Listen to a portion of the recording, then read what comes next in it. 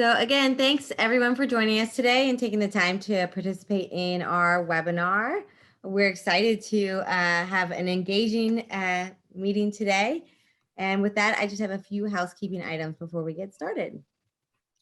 I just wanted to remind everybody that we have a few upcoming ACT webinars. Later this week, we actually have one on the IAED series that we're doing, which is Inclusion, Access, Equity, and Diversity. It's on Thursday at 2 o'clock. We hope you will plan to join us. We also have one we're scheduling in September right now, and we have one as well in October. So I hope you'll mark it down or register for them on our website. With that, I wanted to introduce our presenter today, Greg, who is the founder and CEO of Virtual Startup Academy. He attended Claremont McKenna College for a BA in economics, and he played college football. He got a master's degree from Azusa Pacific University in education, learning, and technology.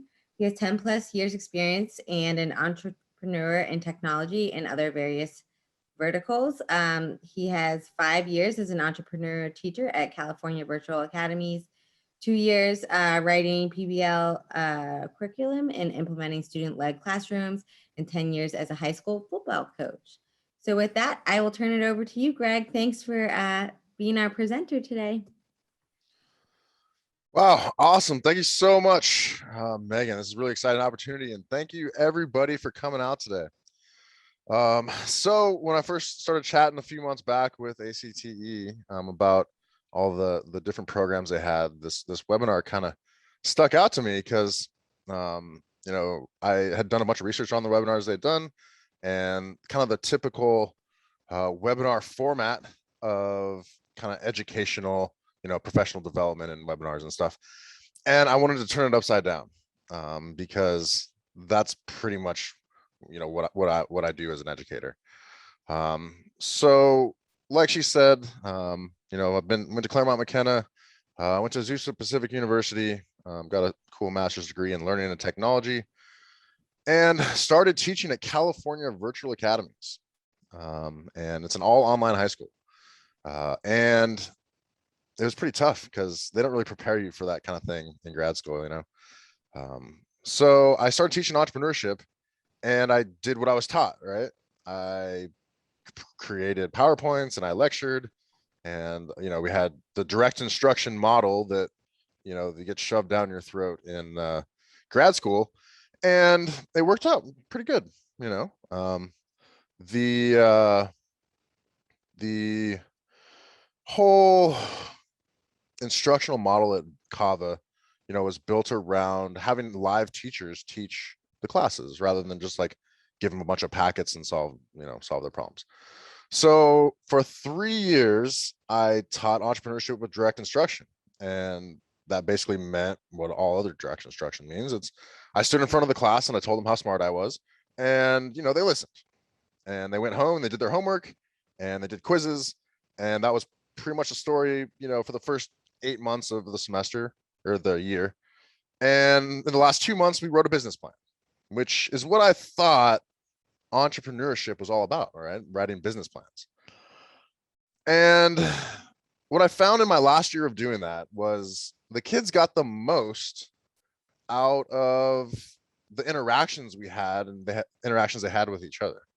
I had kind of like support sessions where kids would come in and we work on their own business ideas rather than, the content that was being taught, in the class. So about 2018, I got a CTE credential because I had a single subjects credential before that. And my school opened up kind of a CTE program, and we started teaching, the more CTE driven content. And the second semester of that, we started teaching with project-based learning. And I don't know if anybody here has experience with project-based learning. I'm sure like on some level, everybody teaches with projects. Like that's kind of a natural way to do things in this kind of CTE field. But there's really a specific set of methodology that you can utilize to maximize the engagement in the classroom, which is why we're here today. For me, the focus changed from let's teach these kids all these, experiences and stories and facts to let's see what they can teach each other, right? What can they learn about the world and teach their classmates? So when we started on this PBL journey, it kind of sucked. I hated it. I wanted to quit my job because I was so indoctrinated into the idea that I had to be the expert in the room, right? I had to be the one who taught all the stuff from business that I knew. And it took a little while to realize that, you know, there's another way of doing things. And my focus in education shifted from let's teach kids these things to let's let them figure out the world for themselves, right? Let's let them explore and create and evaluate and do all this on their own. So we started working in teams, right?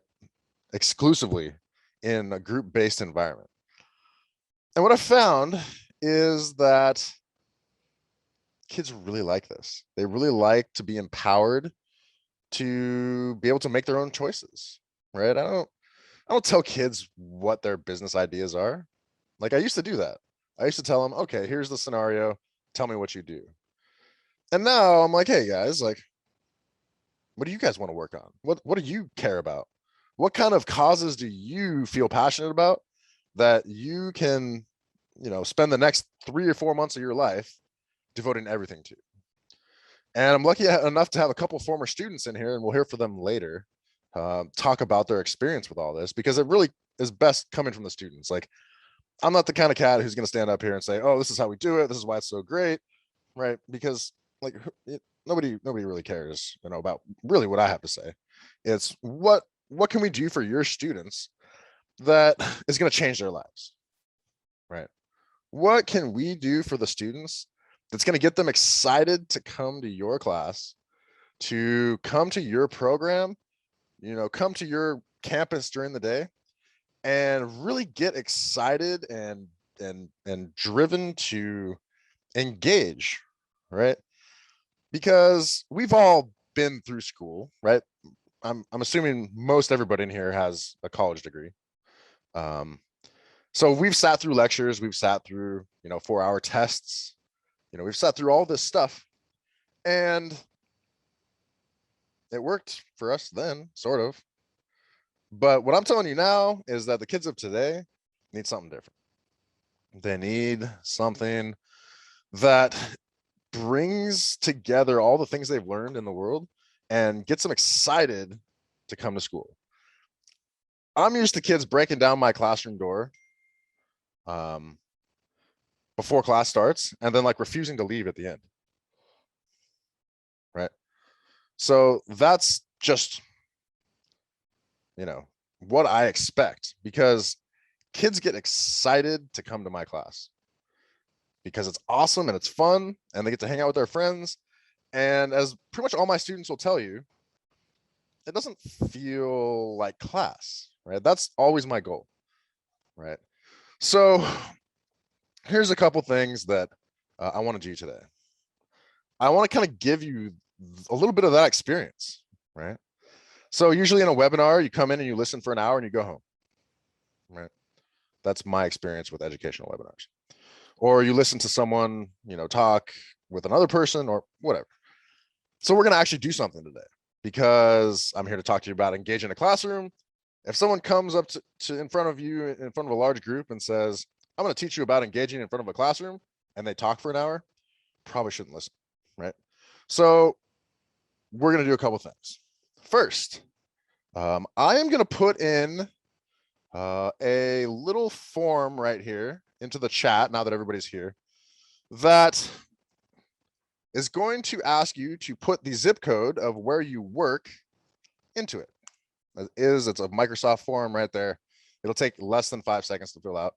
The reason we're going to do this is when we're all done here, I'm going to, while we're in our breakout rooms, I'm going to put together a Google map with a little dot of where everybody is so we can kind of get a little bit of a feel for visually where everybody is. I always like to do this at Kava because my kids were all over the state. Some kids were in NorCal, SoCal, San Diego, all over the place. So just go fill out that form. It is posted at 11:10 a.m. right? In case we kind of fill up the chat. And just throw that in. I'll make the form. You don't have to do anything. I got it all taken care of. Technology is really easy. So next task. All right, give me just a half a second here. So we are going to do an activity. And I actually give all my students this activity. I give them many activities. So a little background. PBL is all about engagement and working together and things like that. So the first thing I always do is give them a series of boot camp exercises to get them conditioned to the expectations of class. So PBL does not work unless kids are working together, project-based, right? So at the beginning of the semester, beginning of their PBL experience, it's always about how do we just get kids to work together? How do we get them to engage? How do we get them to connect with each other so that they can start learning from each other?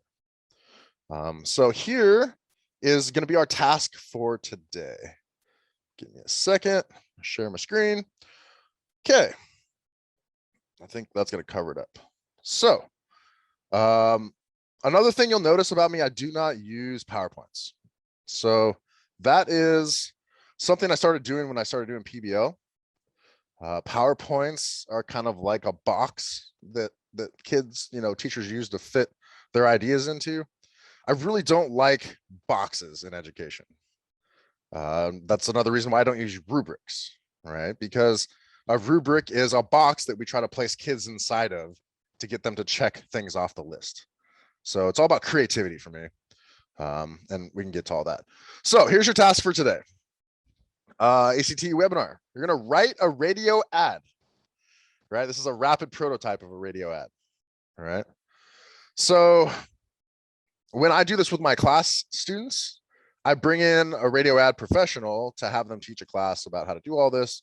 We don't have time for that, so we won't get into that. So radio ads, I don't know if anybody still listens to the radio. I kind of listen to XM, but there are still these things called radio ads. And in them are marketing, pitches, basically. So today I'm going to break you into groups. And as a team, you're going to write a 60-second radio ad.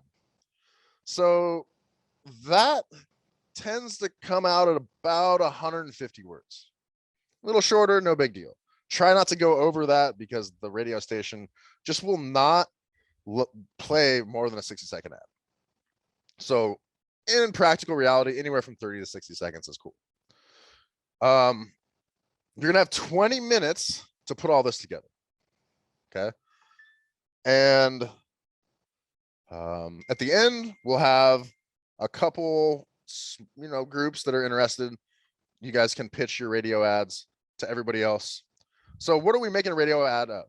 It should be a specific make and model of a vehicle. So Ford Mustang Mach-E or Chevy Suburban, right? I tried to bring stuff together that would be pretty universal across the country because I know we're spread out all over the place. So choose one car that you know something about. Maybe you own the car. Maybe, it's Ferrari F8 Tributo that you saw in a magazine. And you're like, hey, I want to read about that. That's the whole thing about what I like to do is here's kind of the world that we're living in, right? This choose a make and model and then write a radio ad for it and then pitch it, right? I don't care what car it is. I don't. And it's the same way with kids, right? Here's kind of the confines of our project. You can work on whatever you want. And that's how we drive interest. That's how we drive engagement. Okay. So I am going to put in the chat right now a link.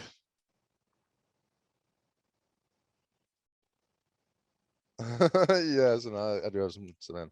Okay, here's a link to this file. Okay, it's straight from Canva. So if you guys have not experienced Canva yet, it is an amazing resource that is free for all your teachers if you contact them. Everybody in our program gets Canva for free. So you'll see that. So here's what we're gonna do. All right, let me unshare my screen real quick. Stop share, back. All right, what's up everybody? Okay, so I'm gonna break you into breakout rooms. It's gonna do it automatically. All right. And you guys will have 20 minutes from the time that I start this process. And I will give you a notice at 5 minutes, and I will give you a 1 minute notice so that everybody's clear. A couple notes that I will give you to save you time based on what my students have figured out in the past. So you're going to want to have one person in your group share their screen and open up a Word or a Google Docs document to type all this out. That's the best workflow that my students have found. It works amazingly well. Use your microphones, right, to communicate. Okay, text takes way too long. My students will attribute to this as well later. And then, about 150 words, that'll cover it. I know you're not all experts in marketing. I'm not expecting you to be, right? But everybody has a car they like, right? And, we're here to work in teams. So before we jump out, does anybody have any questions on the task we have for the next 20 minutes? Any questions at all? Throw them in the chat. I'll give you about 20, 30 seconds. And then I will initiate the breakout room process.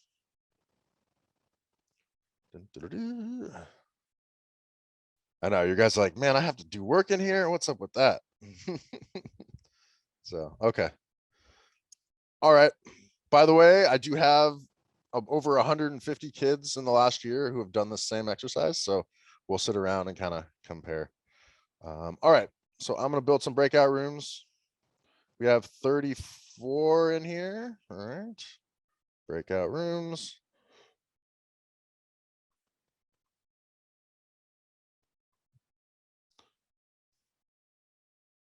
Oh, thank you, Megan. So everybody should be able to unmute now. And I am going to process the breakout rooms. Here we go. 3, 2, and open all rooms. Let me just check my rooms real quick. Okay, I need to move a couple around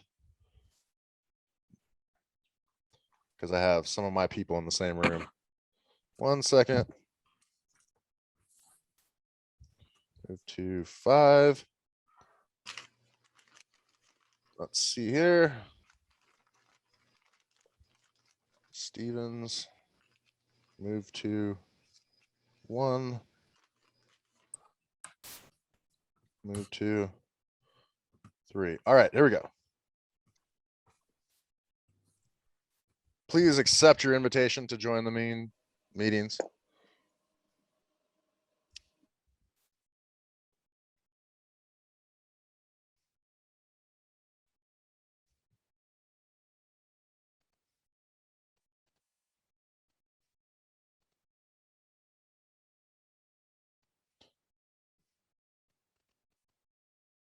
Oh, it's gonna send everybody back.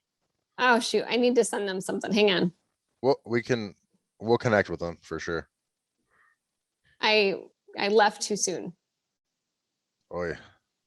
Yeah, I know, right? They'll be here in 17 seconds. 17 Sorry seconds. about that. Yeah. That's okay. Yeah, I hit the wrong button. That happens. I wanted to say not now, and instead it went. That happens.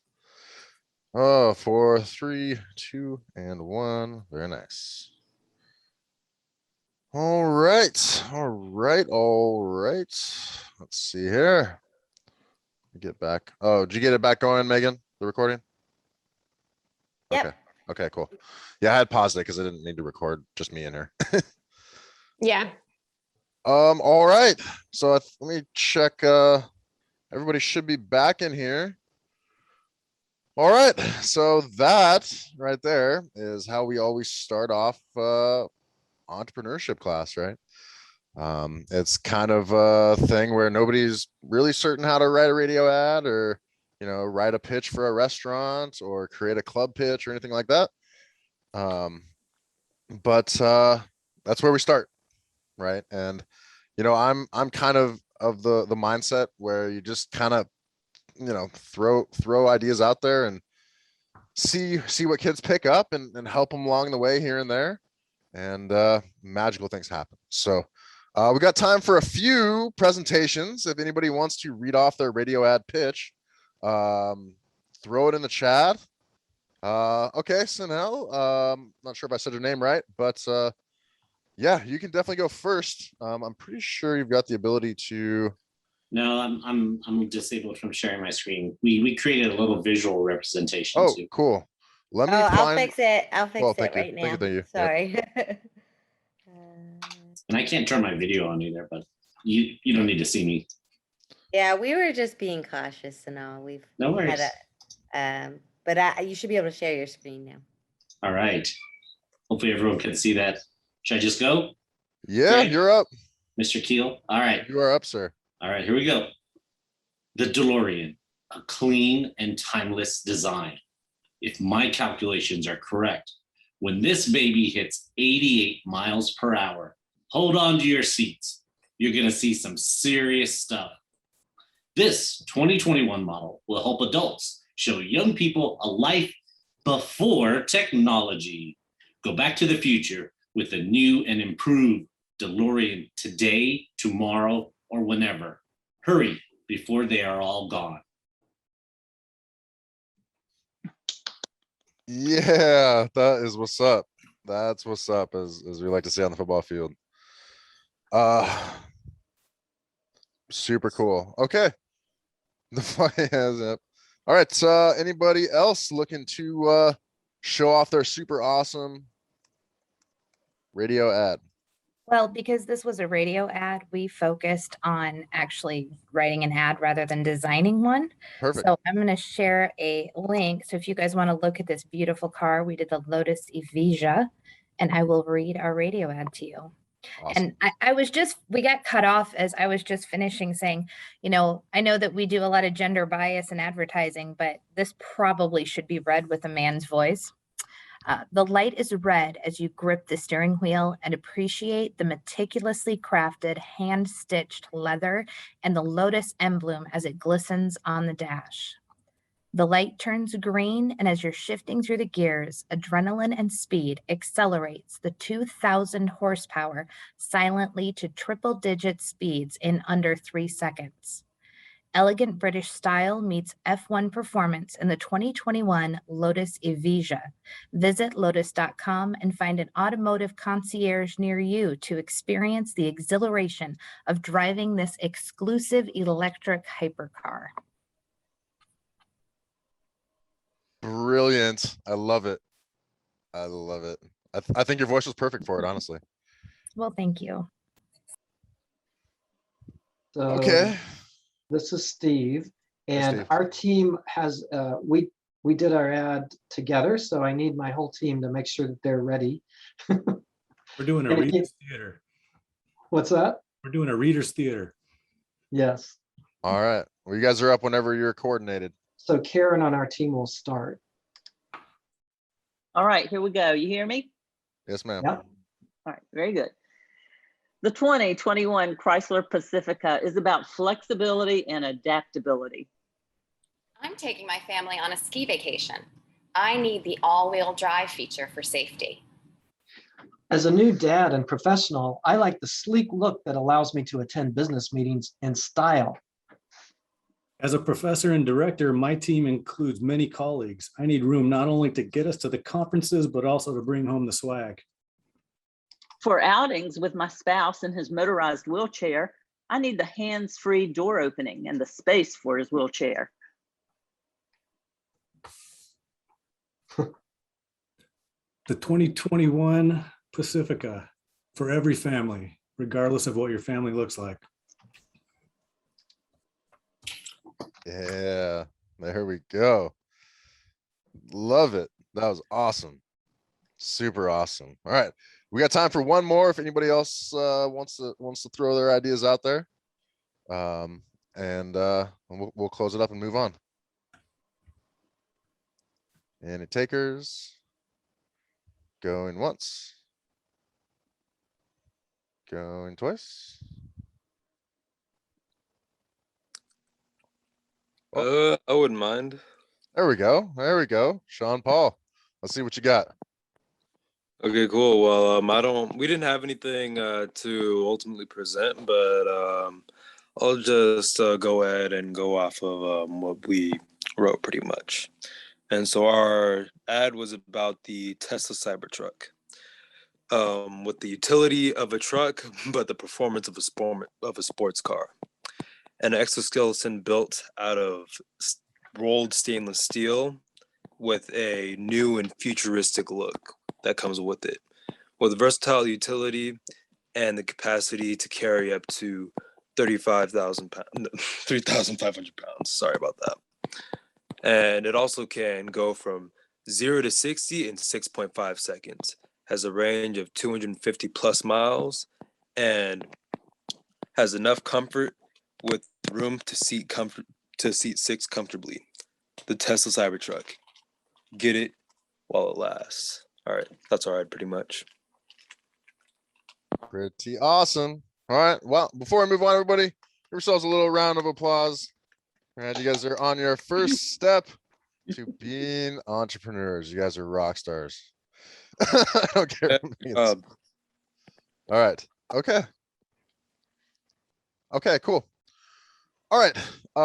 So gonna close up. We've got 13 minutes left. I'm gonna hard stop at whatever the hour is that you guys are at.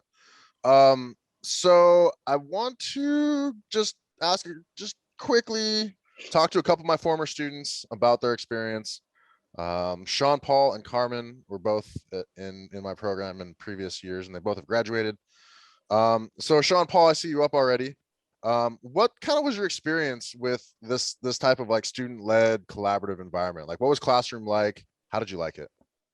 It was nice. I honestly, like, I kind of strive to see this in my groups, and it was great that the teachers facilitated this also, so I didn't have to feel like I'm doing too much with the students, because we're already kind of told to be like this, to collaborate this way. And I don't want to be like, oh girl, listen to me, I know this, I know that, because I want people to engage, and I don't feel like being the one that always speaks and doing all of the work, because I mean, I want other people to have their time to shine, you know? And this really helps because it helps everybody shine pretty much. Because for me personally, I'm really good at public speaking. I'm not nervous around people or speaking to large groups of people at that. So if someone's better at writing, or someone's better at creating visuals or graphic design, but they're very shy, then they can just do the graphic design. I can do the reading, someone else can do the writing, and then we can play to our strengths while negating our weaknesses through diversity and playing to what we're good at. And so that's the great thing about these courses, because it really emphasizes and exemplifies that. So that's what I really enjoy about it, because it's a part of the classroom setting naturally, and it makes people feel a lot more comfortable to work with their team. So that's why I really like it, and that's why I really appreciate what you have to offer. Yeah, thanks. And Sean Paul had a really great set of groups in my classes. That you know, they really came together and were able to accomplish a lot, even though they'd never met each other. It's kind of like this situation where, you know, I'm going to show you a map here in a minute about where all you guys are located, and you're gonna be like, whoa, like we're all over the place. So Carmen, I know you're out there somewhere. Hi. Hey, so what I wanted to talk about briefly was your experience with kind of the cross collaboration that we did. So to give you guys a little bit of a background, in Carmen's class, it was a small class, so we were able to do this. I had the different groups go out into the school and hire students from other classes. So as entrepreneurs, obviously we're gonna have to hire people. They created jobs really, and descriptions for these jobs. They wrote applications. They sent the applications out. They reviewed the applications. They, sent out job acceptance letters, and then they ultimately brought kids from completely different areas of education. There were web designers and graphic designers and a couple other different areas where they brought kids onto their team in entrepreneurship class to collaborate and to all work together. So what was your experience like, Carmen, with, you know, bringing together kids from these different classes, and what was it all like? It was great. I really liked it, and my team liked it as well. When the project started, we all had a vision. We wanted to talk about mental health, and we wanted to bring that to light and do our whole event around it, you know, raising money for it. And I and my team, we were all prepared to do the rest of it ourselves when you told us, oh, actually, you guys are going to be hiring other people. And that was something that I'd never done. And that was the only time I ever got to experience that, actually, you know, hiring other people. And I was a little bit nervous at first because I know that my team and I, we could have probably handled it. But bringing in people or kids that were much more experienced in that aspect because they were taking a different class than we were, it made our project so much better. It brought it to a different level, and we were able to communicate professionally and work on a bunch of different skills, you know, communicating in a more business environment, because we had to tell them what we wanted and they had to work on it, and we were like their bosses, but obviously we were all working on the same level. We didn't think they were beneath us or anything, of course, but it was just so different. It was incredible. And like I said, it brought everything to a level that I had never experienced before, because even in the other project-based learning classes we had done, it was all very basic: make a presentation, show the class, sit down and move on. This was so new and innovative. And it really, like Sean Paul, sorry, played to our strengths, because we could have made our own advertisements, sure, but they would never have been as incredible as they were with our new teams. We had a whole website and it was fully functional, and we had flyers made and they were incredible, things that we could not have made ourselves. And it was a great experience that I would have loved to do again if given the opportunity.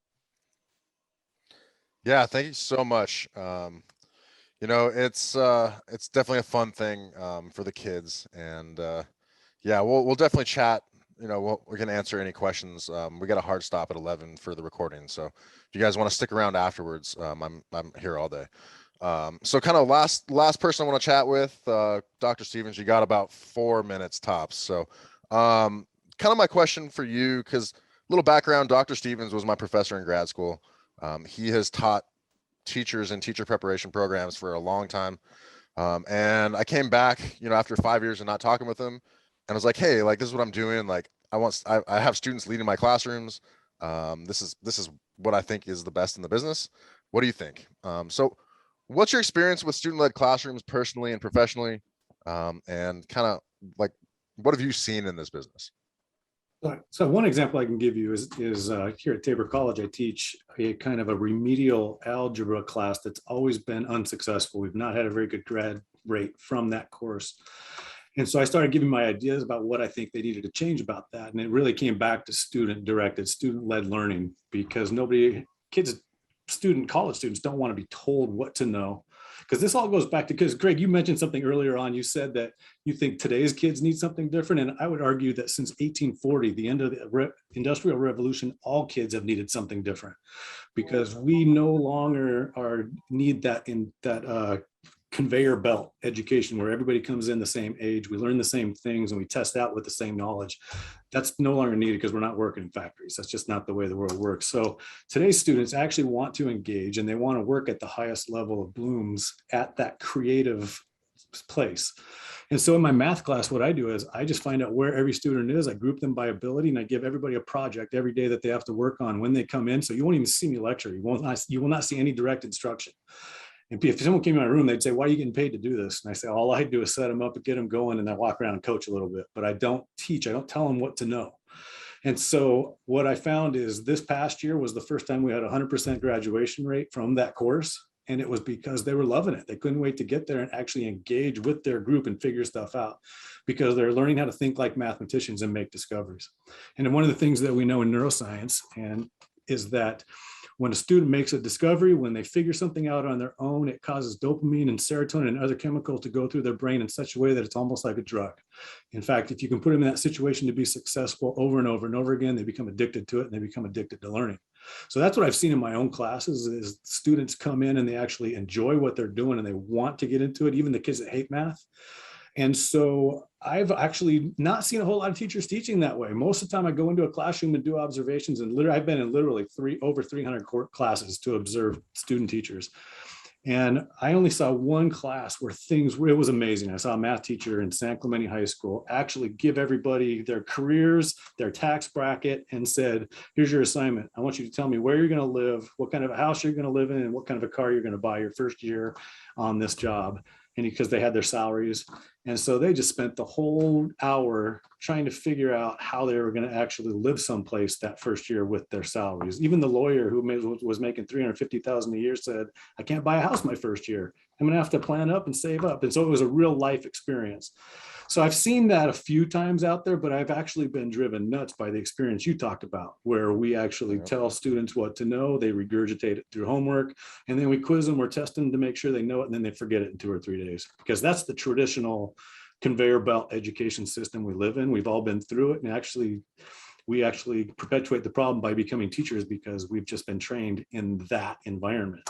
And breaking out of that's tough because your colleagues tend to not like it very much. Your principals don't like it very much. So that's why when you told me about what you're doing, I was like, man, that actually is in alignment with what we're teaching in neuroscience and cognition, because that actually excites kids. Yeah. So absolutely. That's it in a nutshell. Yeah. Thank you so much. So I love talking with Dr. Stevens because he was the only person in my educational experience that like ever talked about this kind of stuff. And I was like, okay, like we got to do this. So okay, so we've got 2 minutes left on the dot. So a couple notes. If you want to hear more about what Sean, Paul, Carmen, and Dr. Stevens talked about, I do have on my website full podcasts with them that are each 50 minutes each. So we go into a ton of detail. We talk about everything. It's super awesome. And then I'll give you guys all that info when we're done here. Next thing, you guys all filled out that form with your zip code. So we're going to take a look at it real quick. And here is where we are. So this is where all of us are, all over the country. Only a few of us on the West Coast. But I always like doing this because it's super fun to see where everybody is. Google did show me someone who is allegedly in Germany. I'm not entirely sure. Looking at it looks like it's a zip code that just got mismarked, but maybe there's someone in Germany. Who knows? But but this is where we are. So I hope you guys had an awesome time today. We're really glad to have you again. I'm going to put a link in the chat here real quick. So if you would like to chat more beyond, today, I created a form that will go directly to me. I am available to spend as much time as you guys can possibly, Hey, want are to you take. there? And that's it. So just this guy's finishing up my webinar. Let me just hold up. real quickly here. Hold See on. if he's gonna Karen. put a link on how to contact him. Trying to mute everybody. Okay. Okay. Right, Anyway, her. we're good.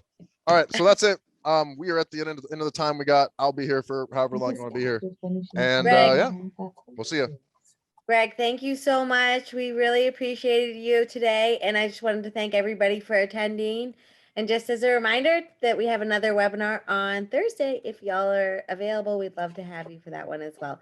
And Greg, we loved it. And the recording will be posted on our website. So you guys can check back for that. And Greg's also going to be featured in Techniques. So he'll have more information in our magazine that's sent to all members. So thanks for everyone's time. And thank you, Greg. We really appreciate it. Thank you, everybody.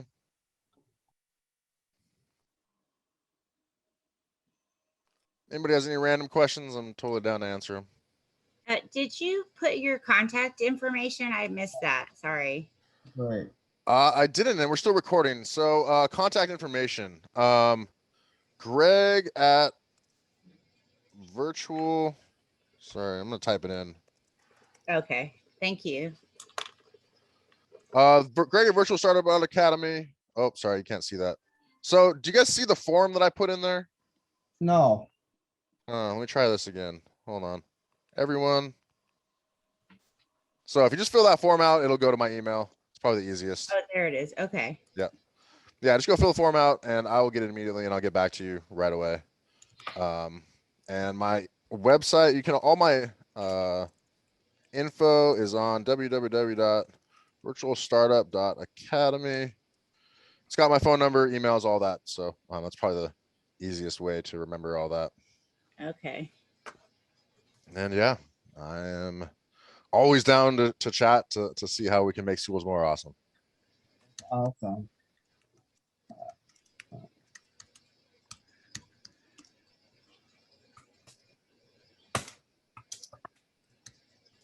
So good afternoon, Greg. I'm filling out the form just now, but I wanted to let you know this was just an awesome experience. I've never thought about starting off a class that way. And had I had this training before the beginning of the shutdown year, that would have been great because kids would have been more willing to collaborate. Yep. It was very difficult for kids to collaborate virtually because they didn't feel comfortable. You know, they really were apprehensive about collaborating with someone that they hadn't met before. Anyway, this coming year, I will be working at a school in DC as a school-wide enrichment model coordinator. Nice. And this sounds just perfect to get kids involved and to tap into their own creativity. It's based on their interest and so on. So I would love to speak with you about like different ideas and ways in which just based on what your former students said, they loved this model. And just hearing, a reaffirmation of the fact that we don't need the conveyor belt model of teaching the way we're doing it right now, building students' interest and tapping into their strengths and talents.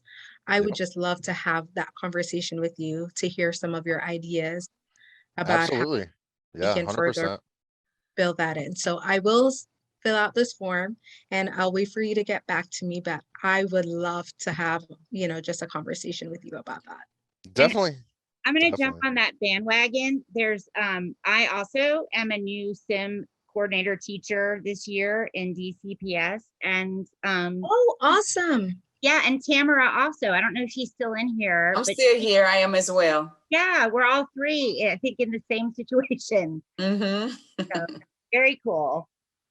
Definitely. Well, we've definitely got, a ton of stuff that I've put together over the last couple of years. And yeah, kids get really excited. That's what I'm all about.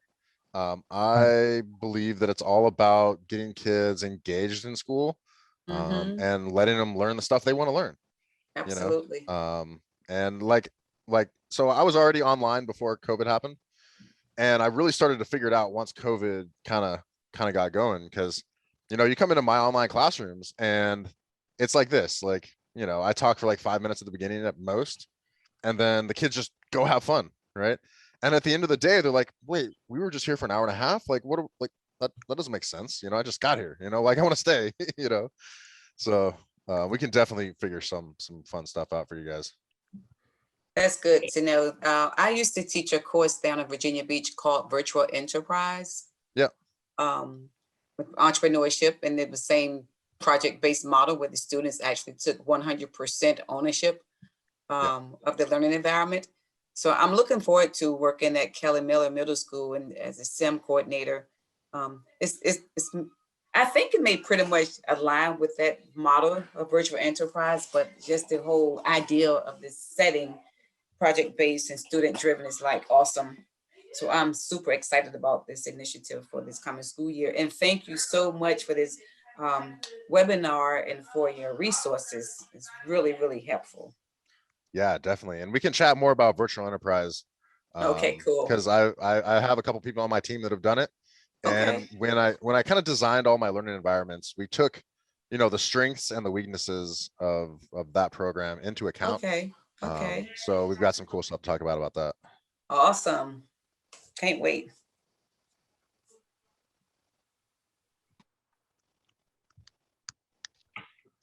Hi, Greg. Hello there. Hey, your class today is such a fascinating. I will fill the form. You know, for me, I'm a career readiness and cultural development advisor. Yeah. And will mean my target student is different. Like I will work with a low income immigrant student. Mhm. And I feel this is amazing. You talk about you don't want to using PPTs, you don't use syllabus. I want to learn about what kind of thing you're using to making that, because like the problem for our students, if you don't use virtual learning, their English level is not there. I feel like the ad you did today is amazing, but I think a lot of our English second language students not be able to do it because it's too difficult for them. So Yeah, so with an ESL program, you know, I would sit down with you, for example, and we'd really kind of build my understanding of what your specific students are able to do. Right. Because I've worked with ESL students, I haven't worked with like an entire program that Right. did that. Oh, So, really? so yeah, so when we're talking about designing programs for individual schools like that, right.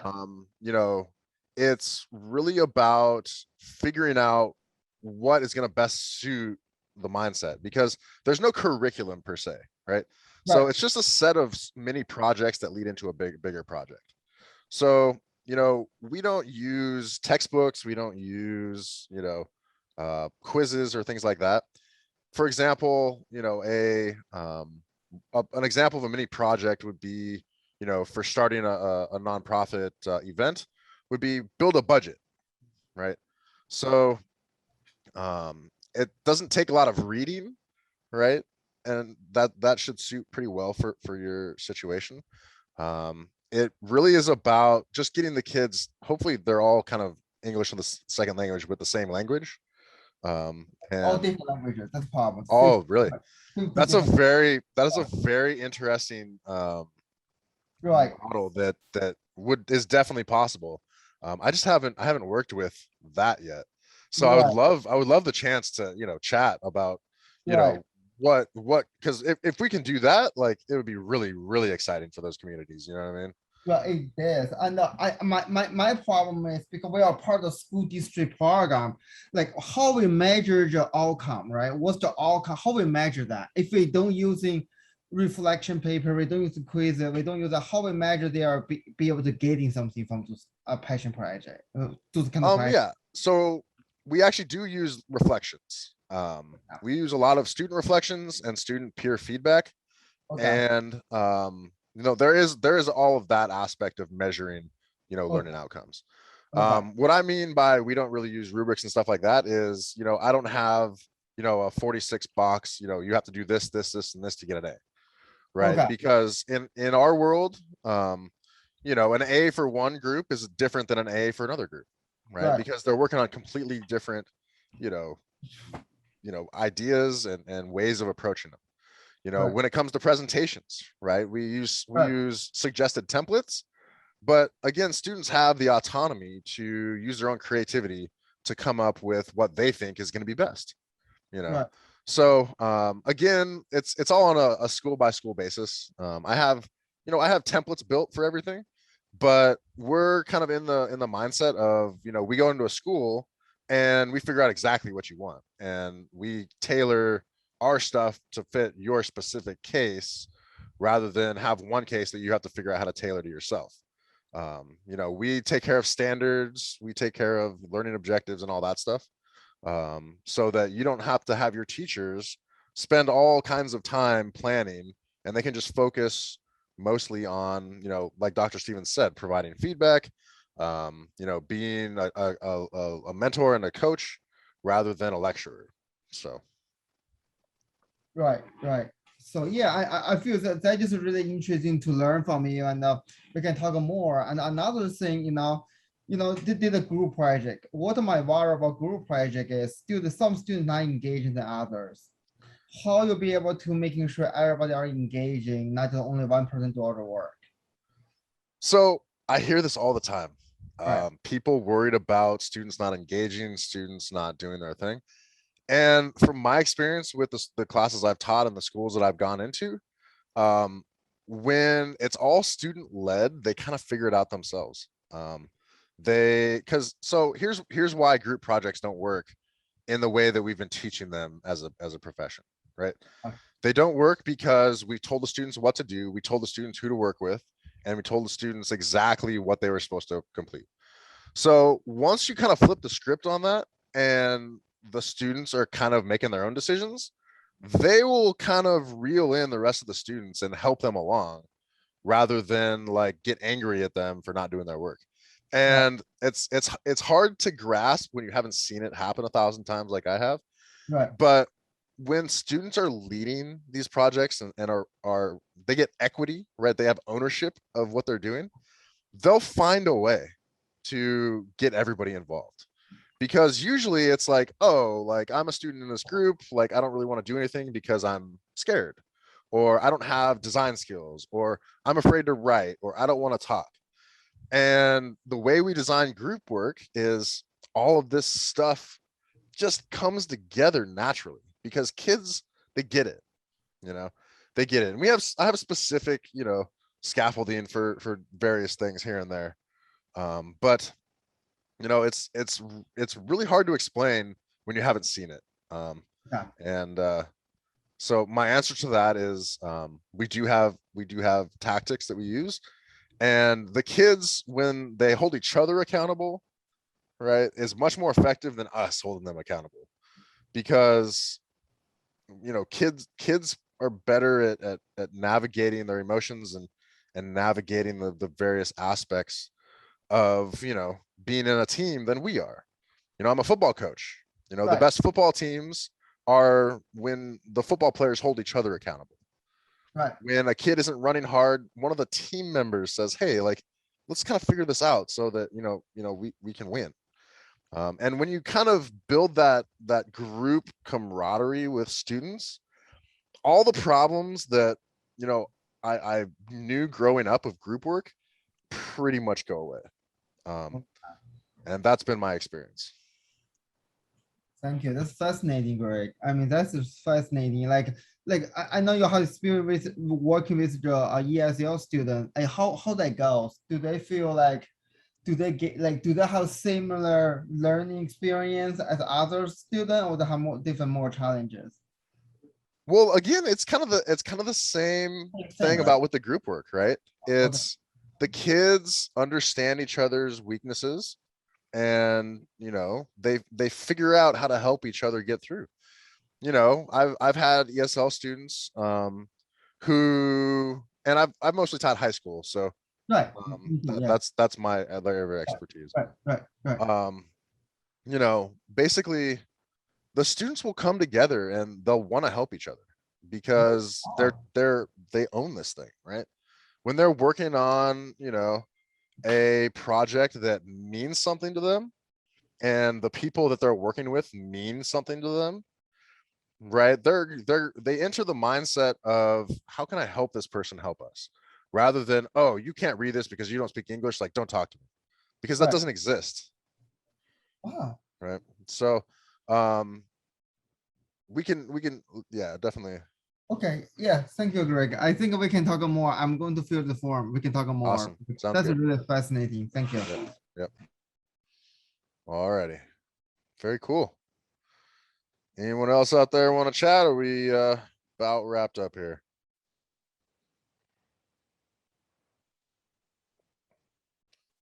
All right. Well, thank you everybody so much for your time. Gonna end the recording here, and I look forward to speaking with you all in the future. Thank you. Bye. Bye-bye.